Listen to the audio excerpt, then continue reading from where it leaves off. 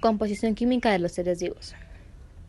Los elementos químicos que se encuentran en los seres vivos no son distintos de los que existen en el universo, ni de los que hay en nuestro planeta. Nosotros estamos compuestos de esos mismos elementos, pero en proporciones distintas, incluso con respecto al resto de los seres vivos. Esto se debe a que los elementos presentan características químicas que propician los procesos que se requieren para la vida. Bioelementos.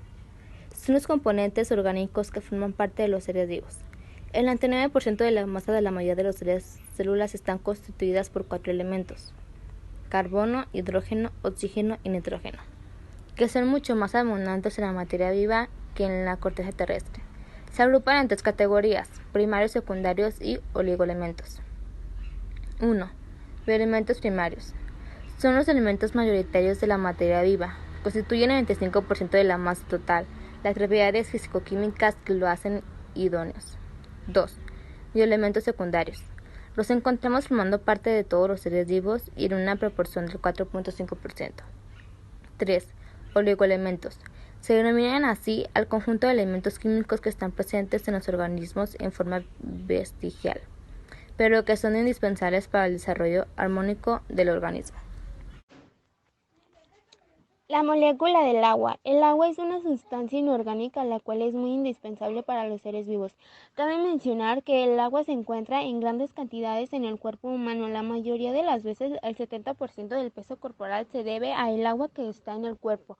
Cabe recalcar que esta proporción o porcentaje de agua varía dependiendo del tipo de tejido, su estado y actividad. Por lo tanto, podemos observar que el agua es muy indispensable y útil para los seres humanos.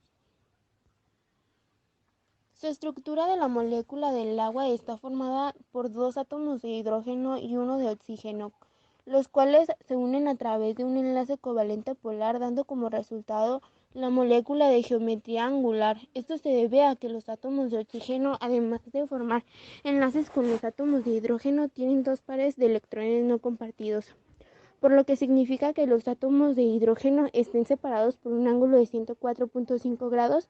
Por otra parte, como sabemos, su fórmula química es H2O, que nos indica que la proporción de hidrógeno y oxígeno en las moléculas de agua es de 2 a 1.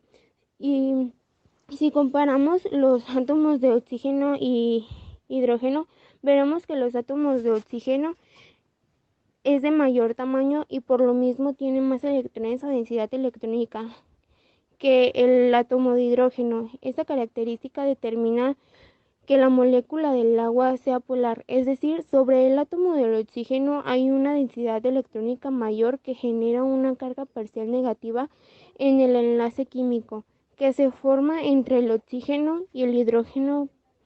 Participan los electrones de nivel más externo, los cuales son atraídos fuertemente hacia el oxígeno debido a su mayor electronegatividad. Las biomoléculas. Las biomoléculas también se conocen como moléculas orgánicas. Son los carbohidratos, los lípidos, las proteínas y ácidos nucleicos. Son los constituyentes principales de los seres vivos y se caracterizan por estar integrados principalmente de carbono. Carbohidratos. Los carbohidratos son las biomoléculas más abundantes en la naturaleza. También se les conoce como glúcidos, azúcares o hidratos de carbono. Están constituidos por carbono, hidrógeno y oxígeno. Su fórmula química es CH2O N, donde N podría ser cualquier número. Las funciones principales de los carbohidratos en los seres vivos son: número 1. Se usan como fuente de energía química, por lo que son fundamentales en el metabolismo energético de los seres vivos. Número 2. Intervienen en la formación de estructuras como la membrana y las paredes celulares. Número 3. Forman parte de cartílagos, huesos y tendones. Número 4. Integran los ácidos nucleicos. Número 5.